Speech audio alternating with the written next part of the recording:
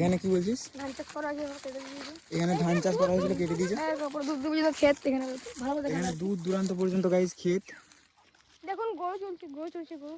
হ্যাঁ, একদম দূর দূরান্ত পর্যন্ত ক্ষেত আছে, অনেক দূরে দেখা যাচ্ছে পুকুর বগেরা। আর এখান থেকে কি হয়? এখানে পুকুরতে কি হয়? এটা পুরো আম বাগান। এখানটা আম বাগান আছে গাইস। আর এই পুকুরটা থেকে জল মাছ চাষ করা হয়। কচ্ছপ চাষ করা হয়। আচ্ছা, এই যে এখানে কলা গাছের কলা বাগান আছে, আম বাগান আছে। কচ্ছপও আছে। কচ্ছপ কোথায় আছে দেখা তো? কচ্ছপ কি করে দেখা? ওখানে উঠবে না বর্ষাকাল জলে। আচ্ছা, বর্ষাকাল ছাড়া উঠবে না একসঙ্গে কচ্ছপ। 100 মানে ডিম দেয় আর কি। 100 ডিম দেয় মাটির উপরে এসে। আচ্ছা, কি বলছিস? আমাদের গ্রামে অনেক লোক খায়, কিন্তু আমরা খাই না। এবার জোড় আছে, জোড়ের লাইন আর কি অনেক কিছু। আচ্ছা, মাছ বর্ষাকালে জাল লাড়া হয়, অনেক মাছ পড়ে। আমি বিশ্বাস করেন, আমি 3 কিলো করে এইভাবে জানি।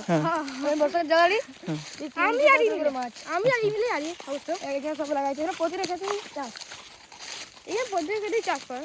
তো গাইস, সূর্য আর সুরজের জন্য একটা লাইক হবে ভিডিওতে, কারণ এরা অনেক কষ্ট করে দেখাচ্ছে আমাকে ওদের পুরো গ্রামটা। আমরা অনেক দূরে গাড়ি রেখে এসেছি।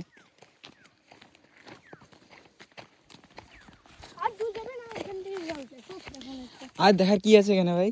নাকি আমরা চলতে চলতে অন্য গ্রামে চলে যাবো তাহলে? এবারে নগরী ঢুকে যাবো যে পাহাড় দিকে চলে যাও, পাহাড় দিকে অনেক ছেলে আছে।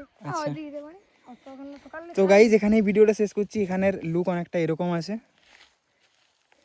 সূর্য সুরজ লুক এখানে বিরাট হয়। আচ্ছা, মানে যারা নতুন আসে কেউ সব ফটো তুলে আর কি। আচ্ছা, সবাই এখানে ফটো তুলতে আসে। ওই সাইডে নগরীর একটা টাওয়ার দেখা যাচ্ছে দূরে, ওই যে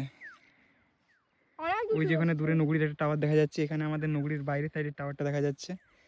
আমরা এখন পাটপুর নগরী কেসার থেকে মাঝখানে আছি। আচ্ছা, পাটপুর নগরী আর কেসার মাঝ মিডিল পোর্শনে আমরা আছি এখন।